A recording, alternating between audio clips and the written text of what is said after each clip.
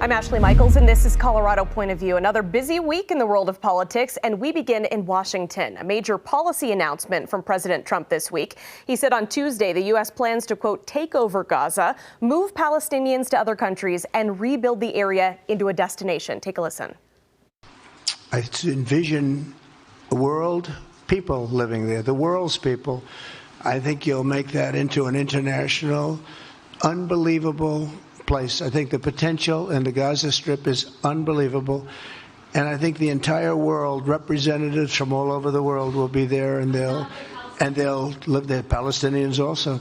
We have an opportunity to do something that could be phenomenal. And I don't want to be cute, I don't want to be a wise guy, but the Riviera of the Middle East, this could be something that could be so bad, this could be so magnificent.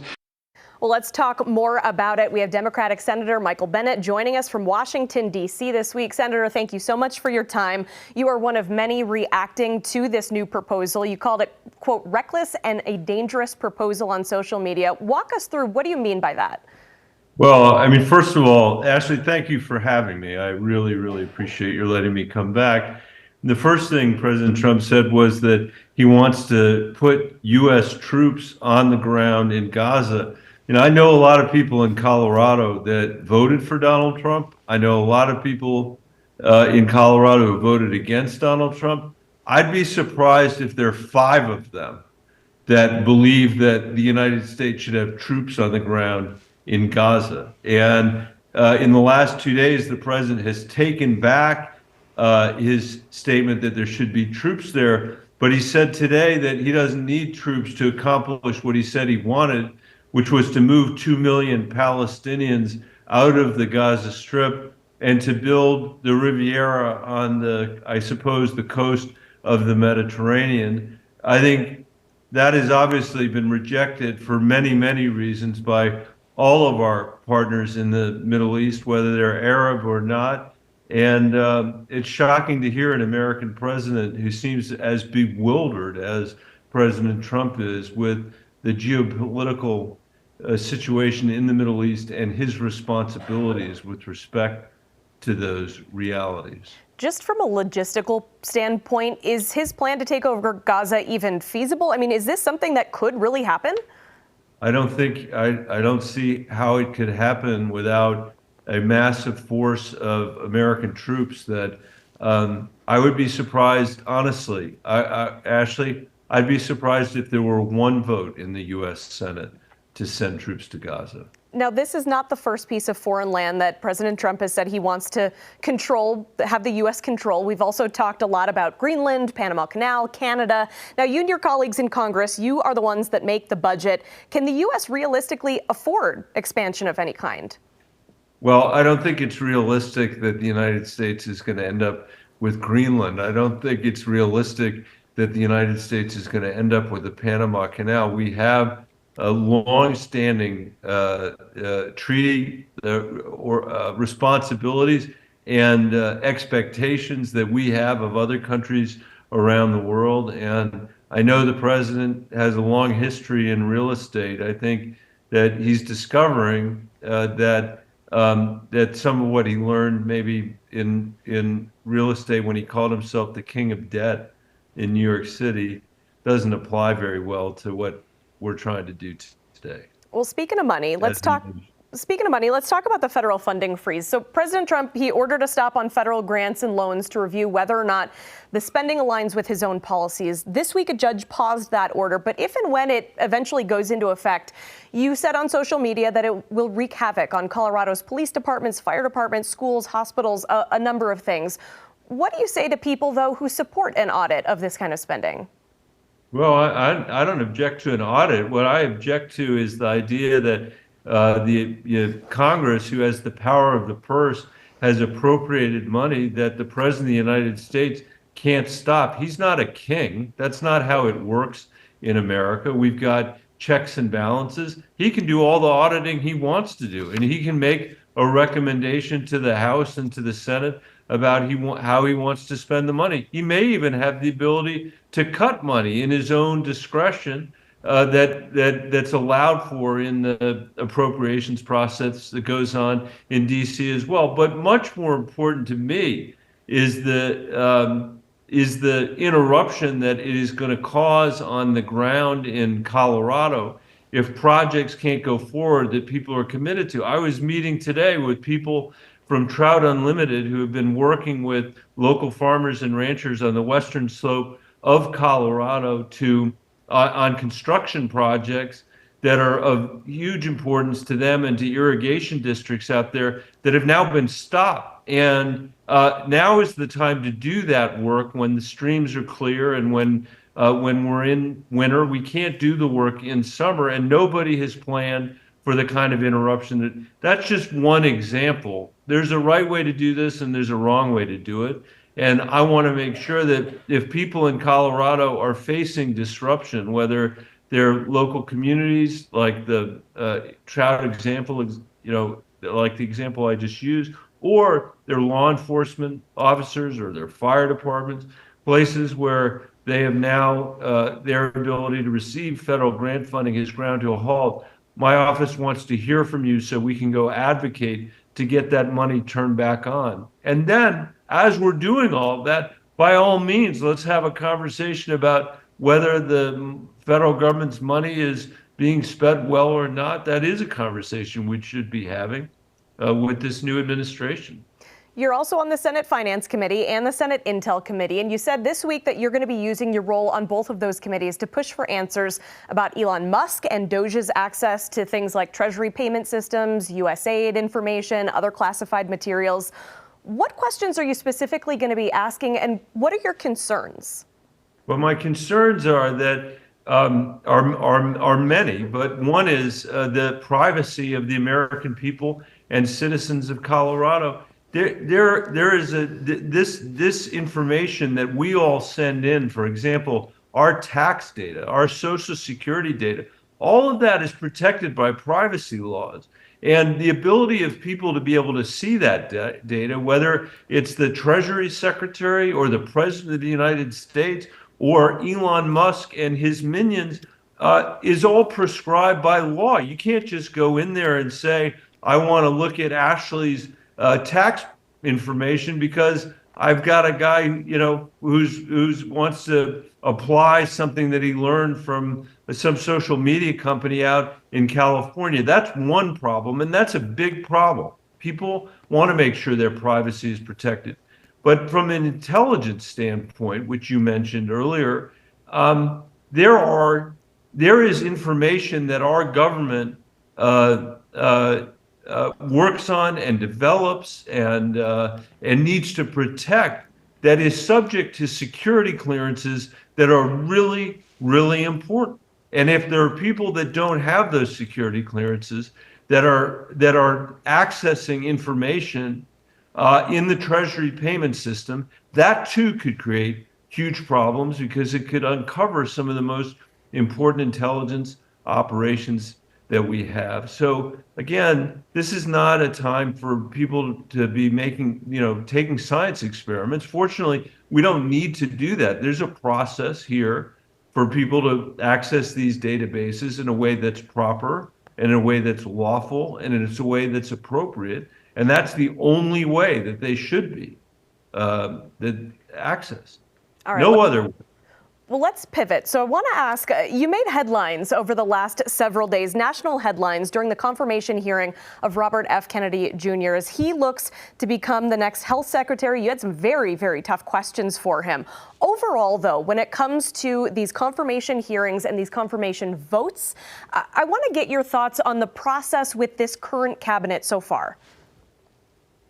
I think the process has been mixed. In the case of Bobby Kennedy, even when I was being tough on him, I was saying that I shared some of his diagnosis of the problems in the American healthcare system, the problems that we have with diets in the United States, the number of people that are suffering from diabetes because of the way our healthcare system and our food system interact with each other. Those are things that I actually share concerns about with him. I do not share his skepticism of vaccines. I am very, very worried that the message that he's sending is one where there are parents who will be fearful to vaccinate their kids because of the stuff that he is peddling that isn't true, that are half truths, that have been disproven, and including the link between vaccines and autism, which is something that he continues to peddle, which I think is very unfair to the parents of autistic children in America who deserve to hear about the science, among other people. On the other hand, there are people that I have supported. Marco Rubio, my colleague, who is the Secretary of State, is an example. The new CIA director is somebody that I voted for. The Secretary of Veterans Affairs. We have many, many veterans in Colorado that are both Republicans and Democrats who fought for this country, and I think they deserve to have representation that works well together to support what they're doing. So I would say it's been a mixed bag, but where I think it is right for Colorado to support a Donald Trump nominee, I'll vote for that nominee. Where I think it's not good for the country or for the state of Colorado, I won't.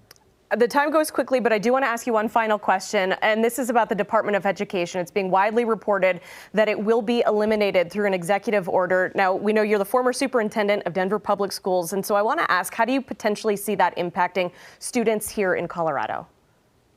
I think that every parent and every kid, I think, knows we've had a very difficult time in public education. We were having a difficult time before COVID hit. It's been tough since COVID hit. Last week, we learned that we have the worst reading scores in the last 20 years because our reading levels have continued to decline as a nation. And I think that it's amazing to me at a time when parents more than ever want their kids to be able to distinguish between what is fact and what is fiction, that Donald Trump has decided to put, I'm not making this up, a former executive from the WWE in charge of the Secretary of Education, and to dismantle, apparently, the Department of Education. He hasn't yet done that. I think we need a president who's telling the American people what we're going to do together to turn these terrible literacy outcomes around in this country. What are we going to do to create in our country, as we once had, an education system that when you graduate from high school, you know you'll be able to earn a living wage and ultimately support a family? What could we do as a nation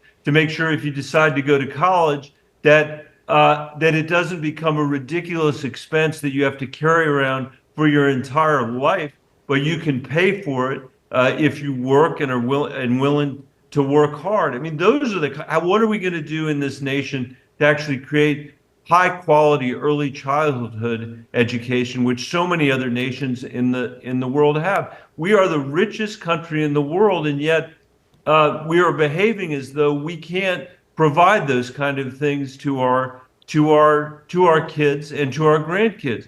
That all was happening before Donald Trump became president, and we can't blame any of that on Donald Trump. I don't think it's going to help the situation for him to dismantle the Department of Education, but I think we have to do everything we can to lift up our kids, not just the ones that are in school today, but the ones that are right behind, the younger brothers and younger sisters, and provide them a real educational opportunity that is worthy of the aspirations that all of us as parents and grandparents have for our kids. I'm very sad, by the way, Ashley, that neither candidate for president, Donald Trump or Joe Biden, ran on a message about that. And I appreciate your asking the question, because people very seldom focus on education in our political discussions or debates. And it's one of the most important things that families are worrying about in the state of Colorado. Well, Senator, thank you so much for your time and for sharing your Colorado point of view. We appreciate it. Thanks for having me. All right, we'll be right back.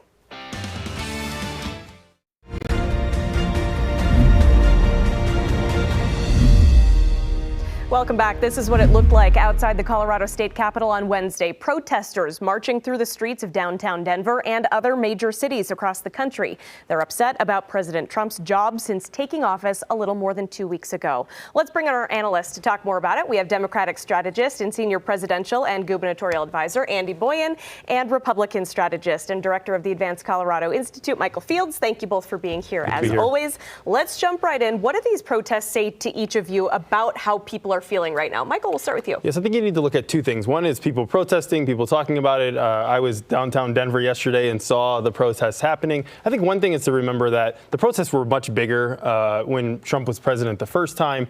These are much smaller protests. But then you also just have to look at polling, right? What do the average person who's not going out in the streets, not holding signs, what do they think?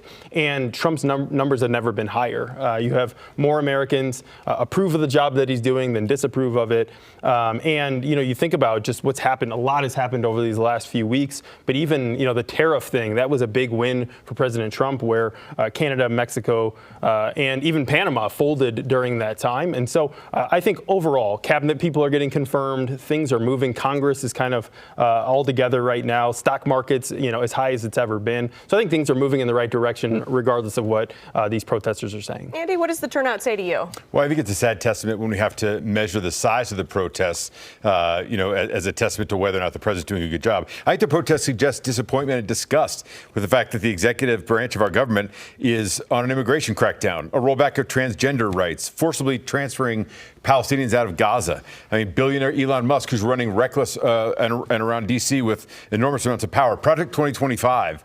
I mean, these protests were organized, 50 protests in 50 states. This is an attack on democracy, and I think a lot of people see that. So I have a completely different take than Michael does about poll numbers and about, it's a smaller protest than before. I think the fact is people are disgusted by this guy. And I mean, this is what, half the country voted for. So it's not to anybody's surprise. I mean, he's doing what he said he was going to do. But I think it's disgusting. And I think that at the end of the day, people are out in cities all over the country. I was in downtown Denver yesterday as well, listening to these people screaming about pulling Palestinians out of their homeland. I mean, it makes no sense. We have a lot to fix here, and he's worried about whether or not to take over Gaza Strip to put a hotel on the beach. Okay. Ridiculous. Let's pivot topics. So one of the president's priorities we've talked so much about is deporting people who are in the country illegally. This week, we started seeing an increase in immigration enforcement right here in Colorado in the metro area. On Wednesday, federal agents conducted surprise raids targeting Venezuelan gang members, but immigrant advocates say ICE agents were actually going door to door at apartment buildings asking people for identification and proof of citizenship. Andy, we'll start with you. Is this Trump delivering on the promises of Operation Aurora, or is this going too far? Well, it's a little bit of both, right? Because I think that, most of the country believes that immigration crackdown on violent felons and criminals is right to do. I don't think you're going to find a lot of people, as I've said before in the show, I can find a lot of people that want to keep illegal immigrants who commit violent felonies in this country. So, but I think what yesterday was in Denver was a show of force. It was an enormous number of people. He's deputized most of the federal government to be enforcers here, including DEA was here yesterday, ICE was here yesterday, the FBI was here yesterday. But what it was a show of force. The reason they're knocking on doors, by the way, Ashley, is because they have no warrants. So they don't have any warrants. So they're knocking on doors, asking people if they're American citizens or legally able to be here. So it's kind of ugly. What the idea was that they were going to arrest about 100 people of this Venezuelan gang. And who knows? It looks like from statistics this morning in the Wall Street Journal, the numbers of arrests in Denver yesterday were much smaller. The protests obviously were occurring. And then the show of force was much more significant. So I think what you're asking is, is this right to do? Is this the most important thing to do? And when we talk about getting people out of the country, we talked about violent felons. We didn't talk about knocking on doors. There was a gentleman yesterday at one of these apartment complexes who said on the news this morning that basically he was out trying to take his daughter to school, went back in because he saw a federal agent with a gun outside in the hallway. That's not what we're talking about when we're trying to deport immigrants. Let's give Michael a chance to respond. Yeah, so I think one thing is that Colorado's the 47th most dangerous state in the country right now. I think this is a welcome sight that there is DEA agents, that there are ICE agents coming here and going after criminals. I mean, this is the whole point of it, is that there's a list of criminals that they're going and trying to find. And so, as you mentioned, everybody agrees that violent criminals should be deported. And we've talked about the 2019 bill makes it tougher to do that. And so there are limitations on what's going on. But I want gang members, people people that are in TDA to be afraid to know that people are coming to get them. They might get out of the country on their own. So I think this is what people voted for, and we're finally seeing that action happen that didn't happen under the Biden administration. I want to make sure we have time to talk about this. So we've just learned this week that Denver Mayor Mike Johnston will be going to Washington, D.C. He's going to appear and testify before the House Oversight Committee next month. And this is part of a congressional investigation into so-called sanctuary cities. So I want to ask you both, when he goes to this, Andy, we'll start with you. What is at stake for Johnston and what's at stake for Denver? Sure. Well, he's going on March 5th. He said before that he will testify before this committee. Jim Comer, the chairman of the committee, has asked for this. He's basically what Representative Comer is asking for is saying, basically, I want to talk about sanctuary cities. Here's what Mike Johnston can say, and here's what he said. For the last 2 years, we can have compassion without sacrificing public safety or core services. We can have both. And I think what Mike Johnston has proven in Denver is we can have both. And now he's being called to Congress because he's successful at it. So Jim Comer wants to put people on the committee, including Gabe Evans, to be in this organization to come down on Mike Johnston when in reality we're doing the right thing. All right, Michael gets the closing word on this. What's at stake here? Well, Denver's very relevant to this discussion, right? And so I'm glad that Mike Johnston's going. You have a city where $150 million of city money went to the migrant crisis. We have a sanctuary city that everybody admits is a sanctuary city. And so we're attracting people here that's impacting Denver. It's impacting Aurora, the whole metro area. And so I think we're less safe. And I think Johnston,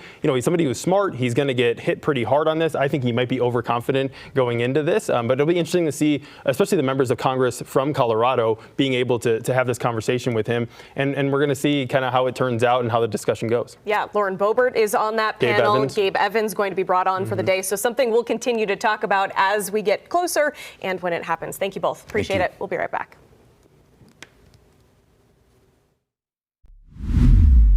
Welcome back. Democratic state lawmakers are pushing a new idea to save Colorado's safety net healthcare system. About 1 million people in Colorado rely on community clinics that accept patients with low incomes or no insurance. They're largely funded by state and federal grants, as well as reimbursements from Medicaid and private insurance. But many could soon shutter if they don't get more help.